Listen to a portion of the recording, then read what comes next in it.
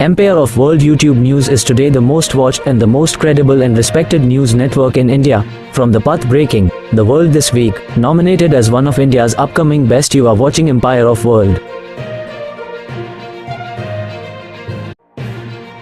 रानी पड़की से विधानसभा तक मदन मोहन तिवारी की ऐतिहासिक राजनीतिक यात्रा, एक जननेता की कहानी जो फिर से इतिहास रचने को तैयार है। पश्चिम चंपारण की धरती, जहां गांधी जी की चंपारण सत्याग्रह की गूंज आज भी सुनाई देती है, वहीं की एक शांत लेकिन आत्मसम्मान से भरी मिट्टी पर जन्मे थे मदन मोहन तिवारी, एक ऐसा नाम जो गांव की पगडंडियों से निकलकर विधानसभा के शिखर तक पहुंचा। ये कहानी सिर्फ एक राजनेता की नहीं, बल्कि उस जनसंघर्ष की है जो जनता के दिलों में आज भी जिंदा है। शुरुआत एक गांव, एक सपना। साल 1994, मझौलिया प्रखंड के एक छोटे से गांव रानी पड़की में जन्मे मदन मोहन तिवारी ने MA और LLB मैं मुखिया का चुनाव लड़ा, चुनाव जीता। 6 में मैं पंचायत समिति से लड़ा, निर्विरोध बेतिया सदर का प्रमुख बना। की पढ़ाई पूरी की। पढ़ाई के साथ ही समाज के प्रति जागरूकता, न्याय की लड़ाई और नेतृत्व का बीज उनके भीतर पनप चुका था। गांव के चौपालों, मंदिर की बैठकों और खेत की मैंडों पर चर्चा करते हुए एक युवा ने धीरे धीरे जननेता बनने की नींव रख दी। जनता का साथ, 2001 की क्रांति। साल 2001 में वे मुखिया बने। यह कोई साधारण पद नहीं था, बल्कि गांव के लिए उम्मीद की नई किरण थी। उन्होंने नाली गली से लेकर स्कूल, स्वास्थ्य और रोजगार तक की बात की। समस्याओं को सिर पर उठाकर जनता के दरवाजे तक समाधान पहुंचाया। यही कारण था कि उनका नाम लोगों की जुबान पर था और उनके पीछे जनसैलाब चल पड़ा। कांग्रेस से नाता, विचारधारा की आवाज। 2000 में मैं विधायक बना, 20 तक मैं विधायक था। 20 में मैं कांग्रेस के प्रखंड अध्यक्ष बने। ये वो दौर था जब राजनीति में स्वार्थ की जगह विचारधारा की बात होती थी। मदन मोहन तिवारी ने उस विचारधारा को थामा जो गरीब, किसान और मजदूर के पक्ष में थी। वे चुप नहीं बैठे, उन्होंने 2007 में चलो गांव की ओर जैसे ऐतिहासिक जनसंपर्क अभियान चलाए और हर गली, हर टोले में कांग्रेस की नीतियों को पहुंचाया। 2010 ऐतिहासिक जीत, ऐतिहासिक नेता। 2010 का चुनाव आया, विपक्षी ताकतें मजबूत थी, लेकिन जनता का विश्वास और तिवारी फिर 25 का तैयारी चल रहा है। की मेहनत उससे कहीं बड़ी थी। 12,499 वोटों से जीत ने इतिहास रच दिया। चंद्र रावत, बड़ा रमना, मीना बाजार जैसे इलाकों की उपेक्षित समस्याओं को उन्होंने प्राथमिकता दी। सड़क, शिक्षा, बिजली, पानी, हर मोर्चे पर काम शुरू हुआ। बीते 20 वर्षों की पीड़ा, अब की बार बदलाव का संकल्प। आज जब तिवारी जी जनता से दोबारा अपील करते हैं, तो वो सिर्फ वोट नहीं मांगते, वे अपने किए हुए कार्यों की कसौटी पर खड़े हैं। वे कहते हैं, आपने भाजपा को 20 साल दिए, अब एक बार मुझे दे। मैं वादा करता हूं, गुंडागर्दी, भूमाफिया, ठेकेदारी संस्कृति का खात्मा करूंगा।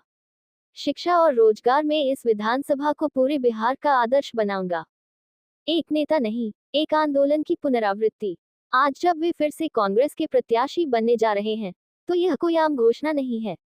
यह उस जननेता की वापसी है जिसने पहले भी जनता के विश्वास को जीत में बदला और अब फिर से वही इतिहास रचने को तैयार है। ये कहानी है मदन मोहन तिवारी की, एक ऐसे नेता की जो राजनीति को सेवा मानता है, जो समस्याओं से नहीं, समाधान से डरता है, जो सत्ता नहीं, सम्मान का भूखा है। और शायद यही कारण है कि पश्चिम चंपारण की फिजाओं में फिर एक नाम गूंजने लगा है। मदन मोहन तिवारी, जनता का नेता, जनता की आवाज। मैं वकालत मैंने किया लगभग 2-3 साल। 2001 में मैं मुखिया का चुनाव लड़ा, चुनाव जीता। 6 में मैं पंचायत समिति से लड़ा, निर्विरोध बेतिया सदर का प्रमुख बना। उसके बाद 2010 में मैं कांग्रेस पार्टी हमको बेतिया सदर से उम्मीदवार बनाई, जिसमें लगभग 12,500 वोट ला करके चुनाव हार गया। फिर उसके बाद मैं बेतिया का पंचायत समिति का चुनाव लड़के प्रमुख बना। 15 में फिर मुझे पार्टी ने उम्मीदवार बनाया, मैं विधायक बना।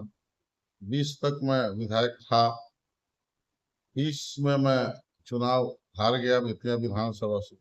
24 में पार्टी ने फिर एक बार विश्वास में लेकर के 24 में लोकसभा का चुनाव लड़ाया। मैं सेकंड पोजीशन पर था। फिर 25 का तैयारी चल रहा है। अगर बेतिया के विकास के लिए पूर्व में आपने क्या क्या किया? देखिए, बेतिया के विकास के लिए मैंने सबसे पहले बड़ा रमना में जो सौंदर्यीकरण का काम चल रहा, मैंने उस पर मुख्यमंत्री से शिकायत की कि 1 करोड़ 15 लाख का सौंदर्यीकरण योजना में मात्र 60-70 लाख रुपया का निकासी हुआ, लेकिन आधा अधूरा भी काम नहीं हो सका, आज भी पेंडिंग पड़ा हुआ है। उसके लिए मैंने क्वेश्चन किया विधानसभा में, मुख्यमंत्री से मिल करके कहा। उसके बाद मैं चंद्रावत नदी के अतिक्रमण पर भी मैंने प्रश्न किया था। कोहड़ा नदी का सिल्टिनेशन काटने के लिए किया था। अनहरी चुनहरी का भी सिल्ट काटने के लिए मैंने विधानसभा में क्वेश्चन उठाया था। और एक हेड नाला बेतिया से चंद्रावत नदी को जोड़ने के लिए, चूंकि बेतिया में अगर 1 घंटा बारिश होता है तो पूरा शहर जलमग्न हो जाता है, तो यहाँ के ड्रेनेज पोजीशन को सुधारने के लिए मैं बार बार क्वेश्चन किया था विधानसभा। 2025 के 20 चुनाव में क्या आपको फिर से मैदानी चुनाव में आना है? निश्चित आना है। अगर जनता आपको समर्थन करेगी तो प्रमुख रूप से यहाँ से कौन से समस्या पे आप पहल करेंगे? देखिए, सबसे पहले तो यहाँ जो आतंक है भूमि वाला, जो भूमाफिया लोग हैं, उस पर सरकार में पहल करके उस पर नकल कसवाना मेरा प्रथम प्राथमिकता है। दूसरा, जो ऑफिस सब में भ्रष्टाचार, जो बेरोजगारी है, जो पलायन है, जो शिक्षा की कमी है, जो अस्पताल का भवन इतना बड़ा बन गया, जो इलाज का जो दिक्कत आ रहा है, आईसीयू का जो दिक्कत, ये सब पर पहल किया जाएगा, सब में सुधार करवाया जाएगा। जनता से क्या अपील करना चाहेंगे? मैं जनता से अपील करना चाहूंगा कि अगर जनता 5 साल मेरे कार्यकलाप से अगर संतुष्ट है, अगर उसमें सक्षमता देख रही है, तो एक बार मौका दे, जनता का सेवा करेंगे।